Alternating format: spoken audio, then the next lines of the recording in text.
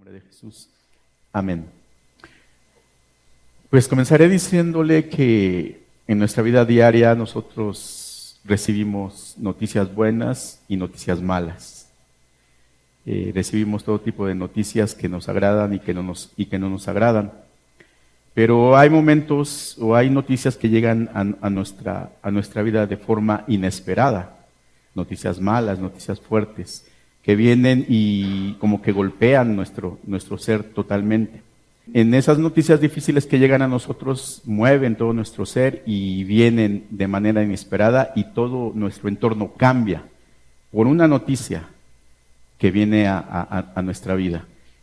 Puedo ponerle yo algunos ejemplos que he vivido acerca de estas malas noticias. Yo creo que usted también ha vivido este tipo de situaciones donde esas noticias cambian nuestro futuro, todo nuestro entorno se mueve, los lugares que pisamos no están firmes, vienen a nuestra vida, a nuestro corazón y lo mueven, vienen a traer miedo, incredulidad, dolor, y es una mezcla de muchas cosas que vienen a nosotros con este tipo de noticias.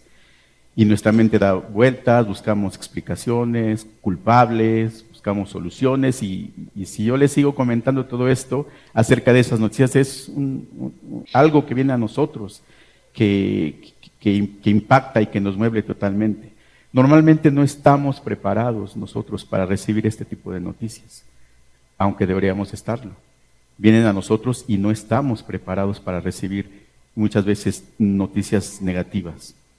Y podríamos pensar en este momento y meditar cuando llegan este tipo de noticias a nuestra vida, qué es lo que hacemos, cómo reaccionamos, qué es lo que nosotros pensamos. Y en el día de hoy yo quiero que nosotros examinemos un pasaje donde vamos a ver la vida de un personaje, de un rey que recibió una noticia muy fuerte en su vida. Y es la vida, yo creo que usted ya se lo imaginó, la vida del rey Ezequías, que de un momento a otro recibe una noticia muy fuerte para él, una noticia que no sé si la esperaba o no, pero viene a él y sucede todo lo que yo le estoy comentando en este momento. Este rey es narrado en Segunda de Reyes, capítulo número 18.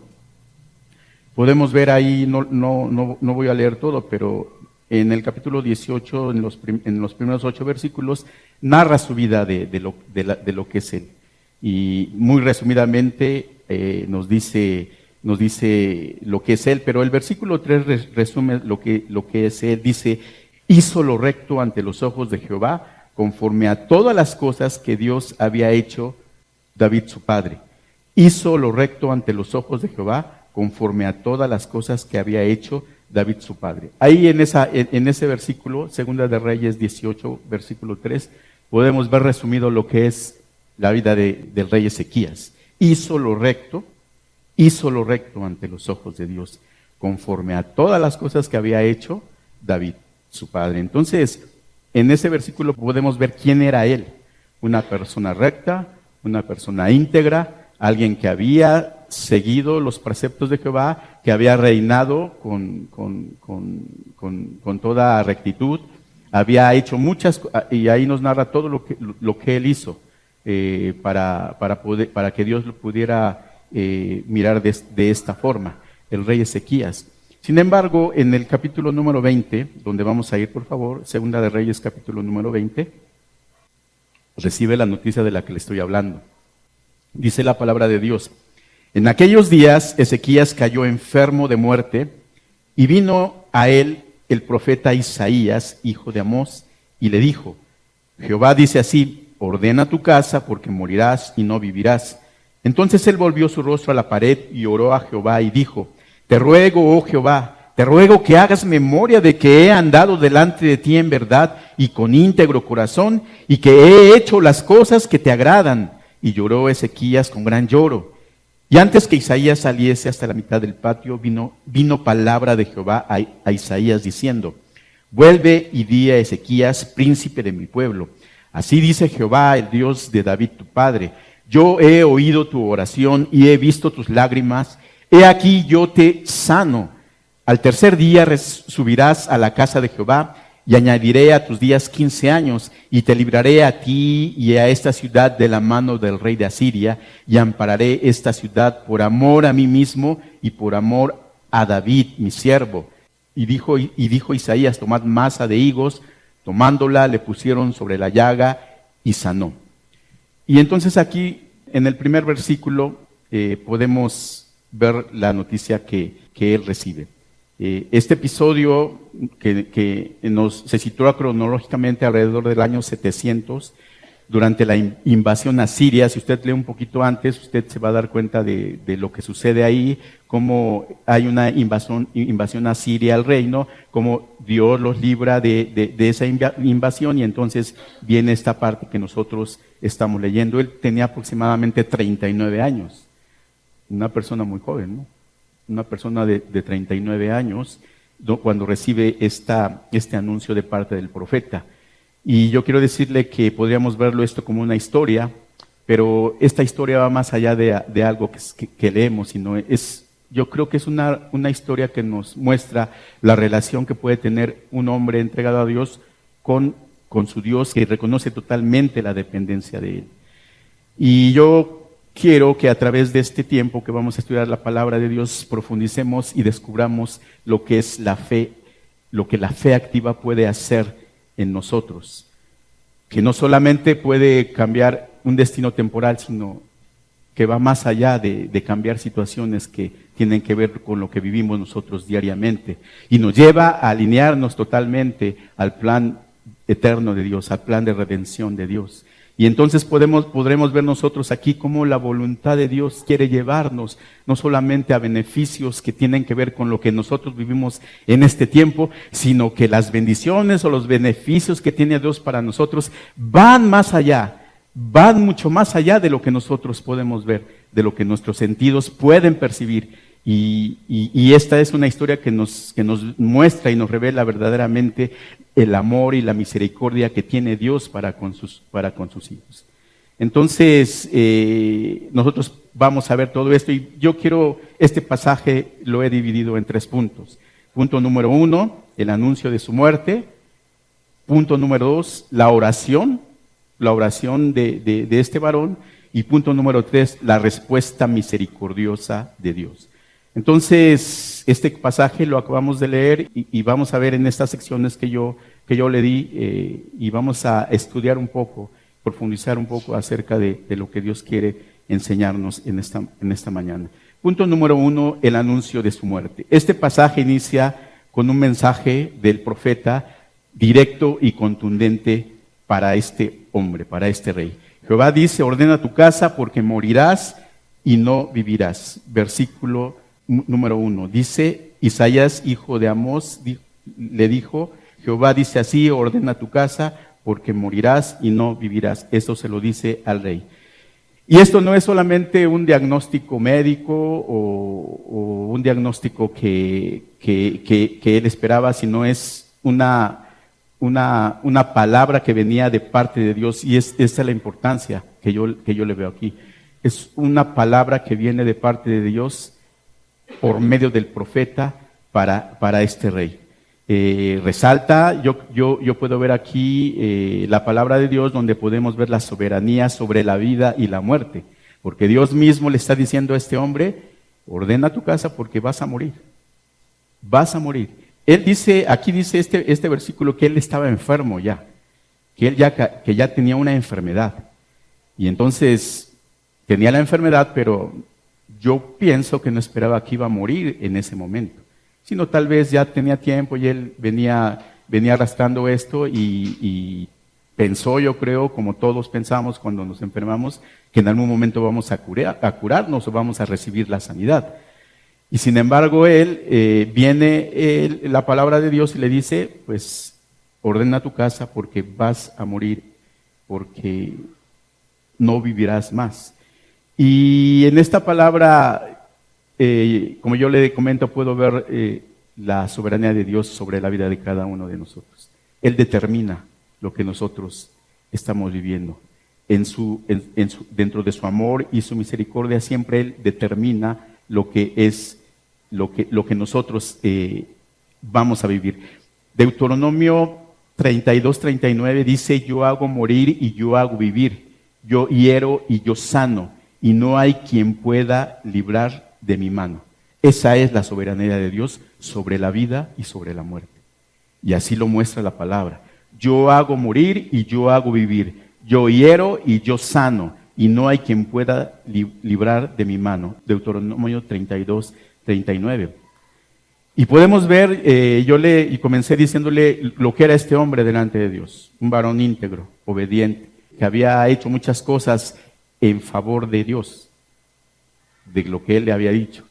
Era un hombre con muchos defectos, que hizo muchas cosas también que no eran correctas, hizo cosas en las que dejó salir lo que él pensó sin depender de Dios, pero lo que generalmente movió su vida fue un varón íntegro y obediente a Dios.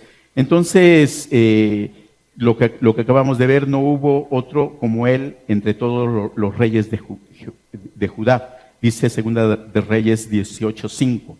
No hubo otro como él entre los reyes de Judá. Y este hombre recto se enfrenta a esta realidad. Ni siquiera todo lo que había hecho bueno, todo lo que había hecho delante de Dios, todas sus obras, contaban en ese momento para esta determinación de parte de Dios. Entonces, el significado de esta parte, yo puedo ver que lo que hacemos, podemos hacer muchas cosas, podemos estar desde nuestro punto de vista muy bien delante de Dios, pero la soberanía de Dios siempre va a gobernar sobre cualquier cosa, como lo dice aquí su palabra. Y esta parte de ordena tu casa, dice, lo primero que le dice es ordena tu casa. Pues ¿cómo vivía este hombre? ¿Vivía en desorden? Ordena tu casa es lo primero que le dice. ¿Qué es lo que significa ordena tu casa? Y si nosotros vamos a estudiar un poco esta frase y vamos a ver que tiene muchas implicaciones, que esa frase es muy profunda a lo que le está diciendo en este momento a este rey. Ordena tu casa, ordena tu casa. Y tiene muchas acepciones. Según la traducción hebrea, también implica muchas cosas que no solamente tienen que ver con un orden físico, sino que va más allá de un orden físico, sino trasciende a todo esto. La palabra hebrea, ordena tu casa, o la frase hebrea de ordena tu casa, implica, da órdenes a tu casa, dispone de tu casa, como por ejemplo, va a morir, redacta un testamento, designa un sucesor para tus bienes, resuelve deudas, reconcíliate con tus familiares, con quien tienes problemas, en las relaciones familiares, despídete de tus seres queridos. Implica esta parte, ordena tu casa, porque vas a morir. Pero ¿sabe qué? También yo le decía que tiene significados multifacéticos, por decirlo de alguna forma, tiene significados más profundos. Por ejemplo, en el contexto cultural del Antiguo Oriente, en ese tiempo era algo que ellos tenían que hacer en un acto de sabiduría, responsabilidad. Cuando una persona iba a morir, tenía que ordenar muchos asuntos, pero nosotros podemos verlo de una forma también espiritual, donde nosotros podemos ver que esta frase revela la misericordia de Dios, revela la bondad de Dios, revela lo que Dios está deseando para este hombre, pero para bendecir su vida, y parecería una contradicción. Pero al Dios decirle que ordene su casa, implica situaciones que no solamente tienen que ver con lo físico, sino con lo espiritual. Haz un autoexamen, arrepiéntete. ¿Cómo está tu vida en este momento? Porque vas a morir. ¿Cómo está tu relación con Dios? Porque vas a morir. Implica este orden, entonces, muchas cosas que no solamente tienen que ver con lo físico. Esta parte de la casa nos lleva ya en este punto de de ordena tu casa de una forma espiritual, ordena tu casa interior, ordena tu corazón, ordena tus relaciones con tus hijos, ordena tu vida espiritual, pero también con las personas que te rodean, alinea tu vida con Dios. Y nosotros podemos ver aquí, yo puedo ver aquí en esta frase lo frágiles que somos, tal vez ignoramos muchas cosas, pero que de un momento a otro pueden llegar a nosotros este tipo de noticias, así como llegó con este hombre. Nosotros podríamos comenzar pensando en esta mañana, al escuchar esta palabra, cómo está nuestra vida, en qué orden está nuestra vida, tanto en el orden material como en el orden espiritual. No solamente lo material, sino lo espiritual. ¿Hay un orden delante de Dios? ¿Hay un orden con las personas que me rodean? ¿Cómo está nuestra vida en este momento? Y no hemos recibido esta noticia de porque morirás. ¿Cómo está nuestra vida en este tiempo? ¿En desorden? ¿Y necesitamos ordenarla? ¿En qué aspecto necesitamos ordenar nuestra vida? Y a este rey esta palabra le llegó porque él iba a morir. Llegó la sentencia de parte de Dios porque él tenía que actuar de alguna forma. Y yo le decía al principio, él recibió esta noticia de una forma inesperada, aunque él estaba enfermo, pero viene inesperadamente esta noticia de que él va a fallecer. Y así es con las noticias que vienen inesperadamente, y yo le comenté al principio, no estamos preparados muchas veces para recibir este tipo de noticias. ¿Por qué no estamos preparados? Porque hay desorden en nuestra vida. Y Dios nos llama a ordenarla, a estar preparados para cuando vienen este tipo de noticias. Preparar el terreno en nuestra vida para que podamos nosotros enfrentar ese tipo de situaciones. Entonces viene la segunda parte en los versículos 2 y 3, donde dice, te ruego, viene la reacción de él. ¿Cuál es la reacción del rey cuando recibe esta noticia? Dice el versículo 2, entonces él volvió su rostro a la pared y oró a Jehová y dijo, lo primero que él hizo al recibir este impacto, esta noticia, dice que él volvió su rostro a la pared y oró a Jehová. Su primera reacción que él tuvo fue orar. Cuando él recibe esta noticia, lo primero que él hace es lo que había en su corazón, orar a Dios. No se preguntó por qué yo y por qué a mí me suceden todas las cosas malas y por qué esta situación y empezarse a quejar y a decir y esta enfermedad es la que me está llevando y tantas cosas que tal vez nosotros reaccionamos de esa forma humanamente, ¿no? Cuando recibimos estas situaciones. Lo que él hizo fue lo que había en su corazón. Por eso yo le recalcaba lo que él era, lo que él era como rey, lo que había hecho. Lo que dominaba su vida, aunque tenía errores como humano, pero había algo que de parte de Dios en su vida que era lo que dominaba.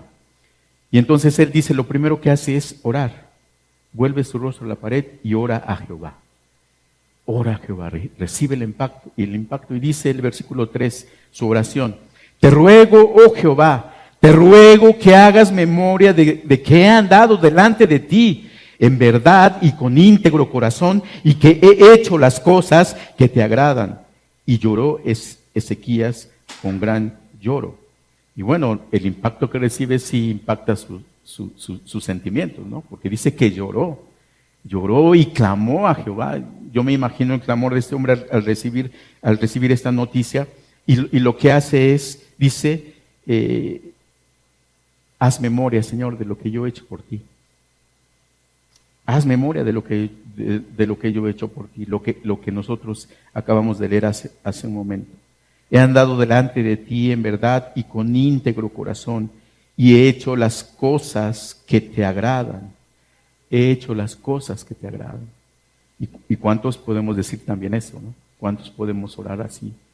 Señor, he hecho las cosas que te agradan. He andado en tus caminos, te he servido.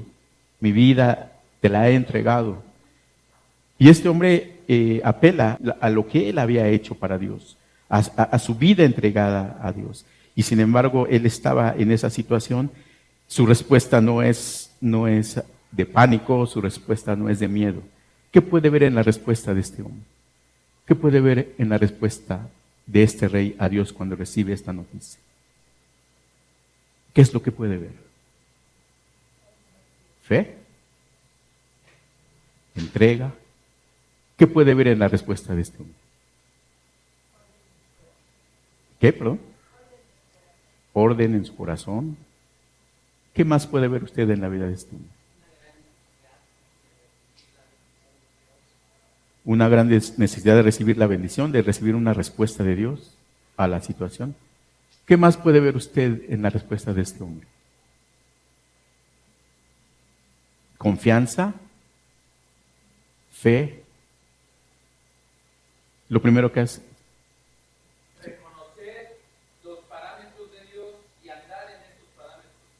De conocer los parámetros de Dios, los caminos, pues, y andar en esos parámetros de Dios. Podemos ver una actitud de humildad, podemos ver una actitud que no es de autosuficiencia, podemos ver una actitud de dependencia de Dios, porque lo primero que hace es orar, no hace otra cosa. No trata de ir con un médico, no trata de ir con un remedio que le den, sino lo primero que hace es orar y reconocer la dependencia de Dios. No yo puedo ver una oración sincera que refleja lo que hay en su corazón. Un corazón humillado delante de Dios, un corazón que reconoce lo que es Dios y un corazón que busca la respuesta total de Dios. Dice el Salmo 51, 17, los sacrificios de Dios son el espíritu quebrantado y al corazón contrito y humillado no desprecias tú, oh Dios. Al corazón contrito y humillado no desprecias tú, Dios. Y así estaba el corazón de este hombre. Un corazón contrito y un corazón humillado. Y la oración, lo primero que él hace es orar. Lo primero que él hace es orar. Y Santiago 5:16, la oración eficaz del justo puede mucho. No como un intento de manipular a Dios, él le dice que haga memoria de lo que él es, sino yo creo que de una posición sincera que él tiene en ese momento, delante de Dios.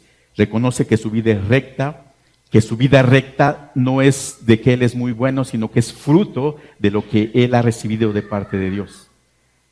Él le describe, soy un hombre íntegro que he caminado en tus caminos, pero no porque yo sea muy bueno, sino por lo que yo he recibido de parte de ti. Yo puedo ver eso. Nosotros caminamos de una forma, en una santificación, por lo que recibimos de parte de Dios. Por eso caminamos de esa forma. No porque somos muy buenos, no porque queremos hacer las cosas bien, sino porque es una consecuencia de lo que hemos recibido de parte de Dios. Y así este hombre, él le dice en su oración a Dios, he caminado en tus caminos, te he reconocido, he hecho muchas cosas, pero reconociendo lo que Dios ha hecho primeramente en él. Por eso reconoce que su vida es fruto de lo que Dios ha hecho en su vida. Entonces Ezequías clama, podemos leer su actitud, su llanto, que dice aquí que él llora, y es una forma en la que él se acerca a Dios de esta forma, con un clamor, con una vida entregada también, pero con esa vida humillada delante de Dios. Salmo 34, 18 dice, cercano está Jehová a los quebrantados de corazón y salva a los contritos de espíritu. Cercano está Jehová a los quebrantados de corazón y salva a los contritos de espíritu. Salmo 34, 18. Hebreos 4:15 dice, porque no tenemos un sumo sacerdote que no pueda compadecerse de nuestras debilidades. Ese es Dios. Ese es Dios cuando las personas se acercan a Él con un corazón contrito, con un corazón humillado, con un corazón que reconoce la dependencia de Dios, con un corazón que está esperando una respuesta de parte de Dios. La primera opción que él tuvo fue la que hizo, acercarse a Dios en oración de esta forma. Y estas escrituras que acabamos de leer, podemos ver el carácter de Dios, podemos ver la esencia de Dios, que dice, Dios salva a los contritos de espíritu, a los quebrantados de corazón salva. Y aquí ya no nada más está hablando de sanidad, está hablando de salvación. Salva a los contritos de espíritu. Y no tenemos un Dios que no se compadezca de nuestras debilidades. Tenemos un sumo sacerdote que realmente en un carácter compasivo y misericordioso. Esta oración que nosotros acabamos de leer revela lo que Dios es, según lo que acabamos de leer. Revela el carácter de Dios, que escucha el clamor sincero y humilde y responde a esta oración. Dice Isaías 65:24, y antes que clamen, yo responderé, mientras aún hablan, yo habré oído.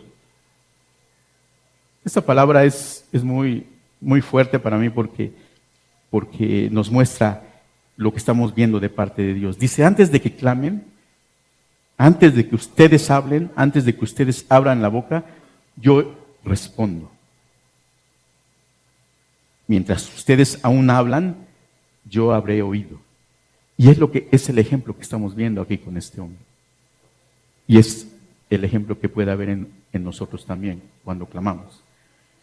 Antes que clamen, yo respondo. Mientras aún hablan, yo habré oído. Nosotros podemos ver en esta parte cómo aborda este pasaje, cómo la oración puede influir en los decretos de Dios que aparentemente ya están establecidos. Hay decretos de Dios que están establecidos. Pero a mí me llama mucho la atención cómo la oración de una persona justa puede cambiar los designios de Dios que ya están establecidos. Porque el profeta viene y le dice de parte de Dios al rey, vas a morir, ordena tu casa porque vas a morir. Ese ya es un decreto establecido de parte de Dios para la vida de este hombre. Era ya algo establecido. Y sin embargo, el poder de la oración se manifiesta cuando Dios oye la oración de este hombre y cambia lo establecido de parte de él. Algo que ya estaba establecido. La oración, Dios anuncia su muerte, versículo 1, pero más adelante podemos ver que tras la oración extiende la vida de este hombre. Hay un cambio. Hay un cambio. ¿Que Dios cambia a cada momento? ¿Puede ser fácil de manipular Dios? ¿O qué es lo que sucede? ¿Qué es lo que vemos de fondo en esta parte? Acabamos de leer la palabra, los versículos que nos hablan de lo que Dios es en este aspecto, al responder la oración. Eso es lo verdadero de parte de Dios. Eso nos muestra el carácter de Dios. Ezequías no ora por orgullo, sino recordando su integridad como evidencia de la gracia recibida. Y algo muy importante que yo puedo ver es lo que viene posteriormente en el Nuevo Testamento acerca de que nosotros no somos salvos por las obras, sino por la fe. No importa lo que él había hecho, sino Dios a través de su oración cambia y determina que él iba a recibir la sanidad, y así sucede con nosotros. No por lo que hacemos nosotros obras, sino por su amor y por su misericordia. La oración de Ezequías nos enseña que el clamor humilde no obliga a Dios, pero sí lo mueve a actuar de una forma en compasión, de misericordia, y transforma algo que está establecido, transforma una vida a algo de bendición para él. Esta parte de la oración de este hombre resalta totalmente lo que es Dios, el carácter de Dios, hablando de su amor, de su misericordia, Y lo que este hombre recibe es precisamente eso. Y lo que vamos a ver más adelante, yo puedo decir de qué es lo que recibimos nosotros también. Él recibió la sanidad. En el punto 3 viene la respuesta misericordiosa de Dios, la sanidad. La sanidad y la promesa de Dios. La culminación de este pasaje es la respuesta inmediata y misericordiosa de Dios. Y dice que antes que Isaías sale del patio, como también lo vimos en la Escritura, recibe una nueva palabra. Viene otra vez el profeta y por órdenes de Dios le dice. Dice el versículo 4, y antes que Isaías saliese hasta la mitad del patio, vino palabra de Jehová a Isaías diciendo, y antes que Isaías saliese, otra vez Dios le habla y le dice, vuelve y di a Ezequías, príncipe de mi pueblo, así dice Jehová, el Dios de David tu padre, yo he oído tu oración y he visto tus lágrimas. He aquí yo te sano, al tercer día subirás a la casa de Jehová y añadiré a tus días 15 años y te libraré a ti y a esta ciudad de la mano del rey de Asiria y ampararé esta ciudad por amor a mí mismo y por amor a David mi siervo. La respuesta inmediata de Dios. La respuesta de Dios cuando todavía ni salía, hace instantes le habían dado la palabra, las noticias malas, inmediatamente viene la oración de este hombre y Dios ve la actitud, ve lo que es este hombre y entonces viene la respuesta inmediata. Dice, vuelve con él y dale esta palabra y dice que añade a él 15 años. Añade 15 años. La sanidad que él recibe es yo puedo ver una sanidad integral. Primero recibe la sanidad física. ¿Cuál es la sanidad física? 15 años más de vida. Vas a vivir 15 años más de vida. Pero también dice, número 2, te libraré a ti y a esta ciudad de la mano del rey de Asiria. No solamente él recibe la sanidad física, sino además la respuesta de Dios tiene que ver con el pueblo. Dice, a la ciudad la libraré de mano del rey de Asiria. Una sanidad que también es extensiva para el pueblo. No solamente la recibe él, sino la sanidad también la va a recibir el pueblo. Dice que los librará de la mano del rey de Asiria. Y después dice, y ampararé esta ciudad por amor de mí mismo y por amor de David, mi siervo. Una sanidad espiritual. Una sanidad espiritual. Porque dice, ampararé esta ciudad por amor a mí mismo y por amor a David mi siervo. ¿Qué significa esto? Por amor a mí mismo y por amor a David mi siervo. ¿Qué sanidad iban a recibir? Es una sanidad espiritual que tiene que ver con el plan de Dios. Es una sanidad que tiene que ver con el propósito de Dios, no solamente para él, no solamente para la ciudad, sino para el plan eterno, para que se siga cumpliendo el plan eterno de salvación para la humanidad. Esta parte que nosotros estamos viendo, si usted sigue leyendo cómo Dios actúa y vemos cómo se siguen desarrollando los eventos, que finalmente van a terminar con muchas cosas que no son muy positivas para el pueblo. Pero en este momento Dios retrasa el juicio que tenía para ellos en ese momento. En ese momento Dios retrasa el juicio, dice aquí, por el amor al pacto con David, por amor a lo que es Dios, pero también por amor, dice, a David mi siervo, que tiene que ver con todo el contexto que nosotros sabemos acerca de lo que es David. Entonces, la sanidad que está recibiendo este hombre no solamente es una sanidad física, sino es una sanidad que tiene que ver con otros aspectos, como lo que tiene que ver con el pueblo y que tiene que ver con lo espiritual, hablando del plan de Dios. Y esta parte a mí se me hace muy importante y quiero terminar con esto, acerca de que para mí este es un contexto, podemos ver aquí un contexto de lo que sucede en el Nuevo Testamento y que es una figura de lo que de la obra redentora de Jesucristo. Porque estábamos hablando de sanidad. Este hombre recibe la sanidad. Este hombre recibe una sanidad por fe. Este hombre es librado de la muerte y recibe vida, nueva vida. Este hombre estaba destinado a la muerte.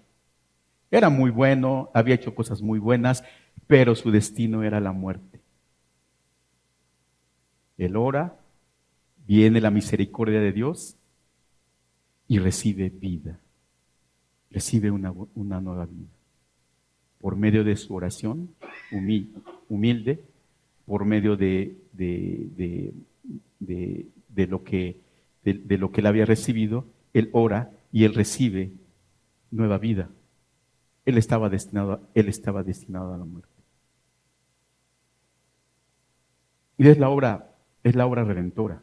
Yo puedo ver en el Nuevo Testamento lo que él recibe como una figura de lo que sucedió en el Nuevo Testamento con la obra redentora de Jesucristo. Nosotros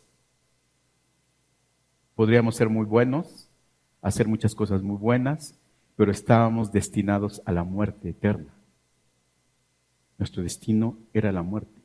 Y sin embargo viene la misericordia de Dios a nuestra vida y recibimos vida.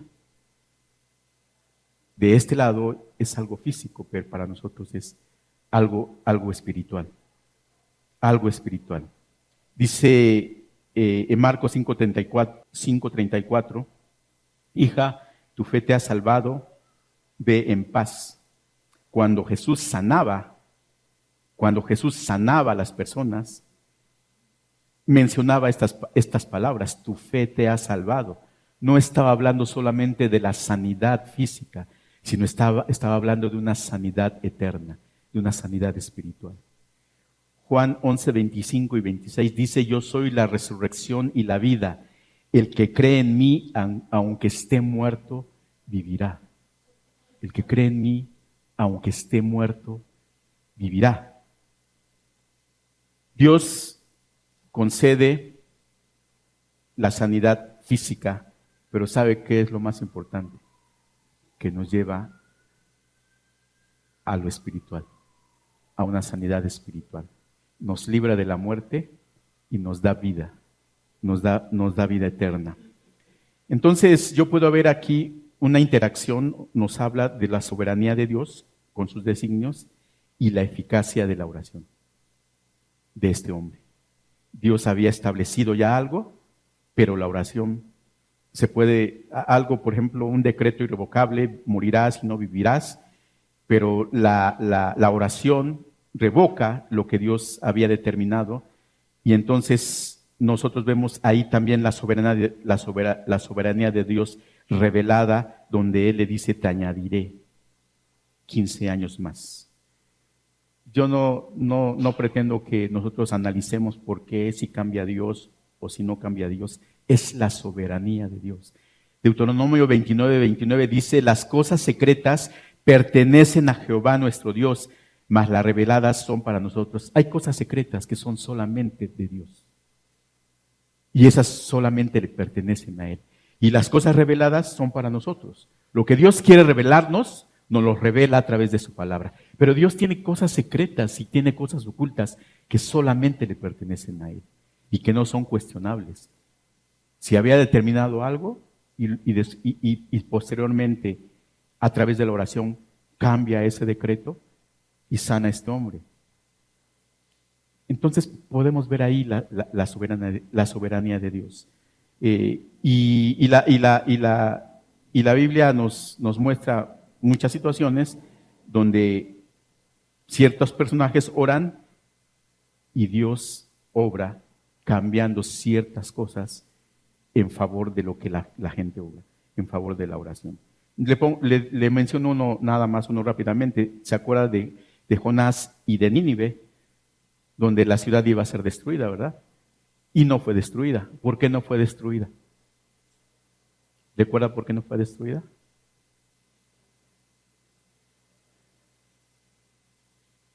¿Por qué no fue destruida Nínive?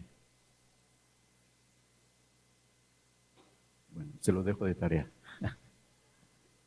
¿Por qué no fue destruida Nínive? Ya había una determinación de parte de Dios para que esa ciudad fuera destruida. Pero no fue destruida esa ciudad. Dios, nosotros podemos ver en estas situaciones el amor y la misericordia de Dios, y que tiene planes de redención para la humanidad. Yo puedo decirle que actúa Dios, esta frase de por amor a mí mismo y a David mi siervo, es lo que hace actuar a Dios, donde nosotros podemos ver cómo la misericordia de Dios fluye. Es fiel al pacto, como yo le decía, es fiel al plan que Él viene desarrollando a través de toda la Escritura. Y en eso no cambia. Siempre el carácter de Dios se va a enfocar, su misericordia de Dios se va a enfocar, el amor de Dios se va a enfocar en este plan que tiene para la humanidad. Podemos ver la bondad de Dios. Dice Lamentaciones 3, 22, 23, las misericordias de Dios son nuevas cada mañana y grande es su fidelidad. Y nos invita a nosotros a confiar en Dios, a depender de Dios, a poner nuestra vida totalmente en Dios, no importando las circunstancias. Y tal vez nosotros podemos ver en este pasaje, en 3 puntos sencillos, cómo es que Dios opera y cómo Dios obra en su carácter y en la esencia de Dios.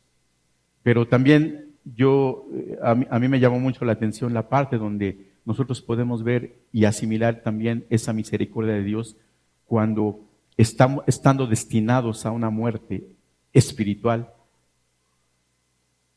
estando destinados a una muerte eterna, Él trae a nosotros esa sanidad y nos lleva a vida. Y eso es para mí lo de resaltar en esta parte. Podemos hablar de lo físico. Podríamos estar muy felices si recibimos una sanidad física. Podemos estar contentos o satisfacernos si recibimos una sanidad física.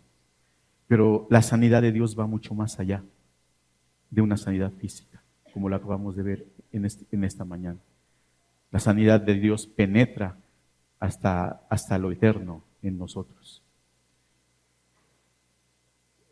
Para terminar, yo quiero comentarle que este pasaje nos lleva a ver que adoramos a un Dios que transforma la muerte en vida.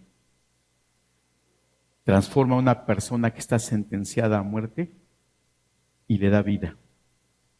Transforma su llanto en gozo. Y si Dios puede cambiar el destino temporal de un rey o el destino temporal de una persona, ¿cuánto más puede transformar nuestras vidas a eternidad? Dios no solamente se queda en lo físico, sino la misericordia de Dios va mucho más allá. En medio de enfermedades, de crisis, de incertidumbre, nos podemos mencionar muchas cosas. Dios va mucho más allá. Dios está muy por encima de todas estas situaciones que nos atañen a nosotros. Este relato, esta historia yo lo veo así como un llamado a la confianza en Dios, apelar a la misericordia de Dios, a la soberanía de Dios. Y yo quiero terminar yendo a Isaías 38. Yo le pido que vaya a Isaías 38, por favor. Versículo número 9, que precisamente el profeta nos lleva a otra vez a la historia de Ezequías. Dice, de hecho, el título de este capítulo, Enfermedad de Ezequías. Dice, escritura de Ezequías, rey de Judá, de cuando enfermó y sanó de su enfermedad. Yo dije, a mitad de mis días iré a las puertas de Seol, privado soy del resto de mis años. Está hablando el rey de lo que él vivió. Está dando como su testimonio de lo que él vivió. Y dije, a mitad de mis días iré a las puertas del Seol privado, soy del resto de mis años. O sea, que voy a morir, está diciendo ahí prácticamente. Dije, no veré a Jehová en la tierra de los vivientes. Ya no veré más hombres con los moradores del mundo. Mi morada ha sido movida y traspasada de mí como tienda de pastor. Como tejedor corté mi vida, me cortará con la enfermedad, me consumirás entre el día y la noche. Contaba yo hasta la mañana, como un león molió todos mis huesos, de la mañana a la noche me acabarás. Como la grulla y como la golondrina me quejaba, gemía como la paloma. Alzaba en lo alto mis ojos, Jehová, violencia padezco, fortaléceme. Esto es lo que yo le estoy narrando, lo que él escribió, está narrando lo que él sentía, su sentimiento en ese momento de que iba a morir y lo que él estaba sintiendo. Dice que tenía violencia, tenía dolor. Dice el versículo 15, ¿qué diré? Él me lo dijo, Él mismo lo ha hecho. Andaré humildemente todos mis años a causa de aquella amargura de mi alma. Oh Señor, por todas estas cosas los hombres vivirán y en todas ellas está la vida de mi espíritu, pues tú me restablecerás y harás que viva. Y he aquí amargura grande me sobrevino en la paz, mas a ti agradó librar mi vida del hoyo de corrupción, porque echaste tras tus espaldas todos mis pecados. ¿Entendió Ezequías lo que Dios estaba haciendo en su vida? Lo entendió, porque primeramente está hablando de su enfermedad, de lo que él sentía, pero después él nos dice lo que realmente estaba recibiendo de parte de Dios. Dice, oh Señor, por todas estas cosas los hombres vivirán y en todas ellas está la vida de mi espíritu, pues tú me restablecerás y harás que viva. Está la vida de mi espíritu, tú me restablecerás y harás que viva. Y he aquí amargura grande me sobrevino en la paz, mas a ti agradó librar mi vida del hoyo de corrupción, porque echaste tras tus espaldas todos mis pecados. Echaste tras tus espaldas todos mis pecados. Ya no está hablando de su cuerpo, ya no está hablando de su enfermedad. ¿De qué está hablando? De su pecado. Lo libró de la muerte, le dio vida.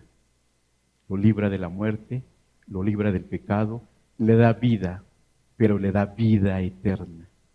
Él entendió realmente el mensaje, él entendió lo que estaba viviendo, él entendió realmente la misericordia de Dios, él entendió realmente el carácter de Dios, él entendió que Dios no solamente se queda en lo físico, sino él entendió que Él lo libra de la muerte eterna, lo libró de sus pecados. Versículo 18 dice, porque el Seol no te exaltará, ni te alabará la muerte, ni los que descienden al sepulcro esperarán tu verdad. El que vive, éste te dará alabanza como yo hoy. El Padre hará notoria tu verdad a los hijos. Jehová me salvará. Por tanto, cantaremos nuestros cánticos en la casa de Jehová todos los días de nuestra vida. Jehová me salvará. Jehová me salvará. Por lo tanto, cantaremos cánticos en la casa de Jehová todos los días de nuestra vida. El profeta entendió realmente el mensaje de Dios. El profeta entendió realmente cuál es la obra verdadera de Dios. La obra verdadera no era venir a sanarlo. La obra verdadera no era restaurarle su físico. La obra verdadera no era añadirle más años. ¿Cuál era la obra verdadera? Su salvación. El perdón de pecados. La eternidad. Ese es el verdadero mensaje. ¿Hasta dónde llega Dios? Nuestra vista es muy corta. Nosotros solamente miramos lo que sentimos, nuestros dolores. Pero la obra de Dios va mucho más allá. La obra de Dios va mucho más allá de lo físico y penetra hasta lo espiritual. Penetra hasta lo espiritual. Jehová me salvará. Jehová me salvará. Me librará de la muerte. Me perdonará mis pecados. Esa es la obra de Dios. Esa es la obra de Dios. Y yo quiero que nos quedemos con eso. Podemos recibir muchas noticias malas, muchas noticias que vienen a turbarnos, noticias de muerte, noticias de enfermedad, no sé qué tantas noticias podemos recibir. Pero ¿sabe qué es lo que nos sostiene? Nuestra fe en Dios. Y realmente la esperanza que tenemos en Dios, que no se queda solamente en esto, sino que trasciende más allá a lo eterno. Yo te agradezco, Señor, porque tú en esta mañana nos llamas realmente a conocerte de una forma más profunda. Nos llamas a examinar nuestro corazón y nuestra vida, de realmente cómo está en orden, en desorden, si necesitamos resolver situaciones pendientes, si necesitamos resolver situaciones que vienen a desordenar nuestra forma de vivir. Porque dentro de ese orden que tú estás pidiendo, que ordenemos nuestra vida, es donde tú quieres hacer la obra. Es donde tú quieres manifestarte. Y tú nos llevas también a pensar lo que tú eres para nosotros. Un Dios en el que podemos confiar, un Dios en el que podemos derramar nuestro corazón, un Dios en el que está atento a nuestra vida y que lo que sucede con nosotros es bendición, aunque a nuestros ojos parezca todo lo contrario. Gracias porque nos enseñas acerca de la oración a todos nosotros, como una oración correcta, de una forma humilde, de una forma genuina, puede recibir una respuesta de parte tuya. Y todo esto es dentro de tu plan divino para nosotros. Gracias porque nos enseña a confiar en tu amor, en tu misericordia. Y porque sabiendo que tú nos vas a responder, tal vez no a lo que nosotros queremos o a lo que deseamos, sino a lo que realmente tiene valor, que tiene que ver con la eternidad y lo espiritual. Gracias, Señor, porque tú no te quedas solamente en esa parte superficial, sino que vas y penetras muy, muy, muy adentro de nosotros, a nuestro corazón, a nuestra mente, y vienes a transformar nuestra vida y nos llevas a un perdón de pecados y nos llevas a una vida eterna. Gracias porque esto es una figura de lo que vino a hacer Jesucristo en su plan redentor para nosotros, porque nos muestra a Jesús como sanador, pero como un sanador de almas. Nos muestra a un Jesús misericordioso, pero no solamente en lo físico, sino en lo espiritual. Yo te agradezco, Padre, porque conocemos a través de Escritura tu verdadera esencia y tu carácter. Yo te agradezco, Señor, porque podemos vislumbrar un poco de lo que tú eres y de lo que quieres ser para nosotros. Y gracias, Señor, porque nos enseñas una dependencia para ti también, Señor, de nosotros hacia ti. Yo te bendigo en esta mañana y te pido que esta palabra sea revelada a cada uno de nosotros y que podamos nosotros realmente darle valor a lo que realmente tiene valor. Y yo bendigo a cada persona y te pido que esta palabra venga a nosotros y haga su obra en cada vida a través de tu Espíritu Santo. Yo te bendigo en el nombre de Jesús. Amén. Pues hemos terminado, que Dios le bendiga.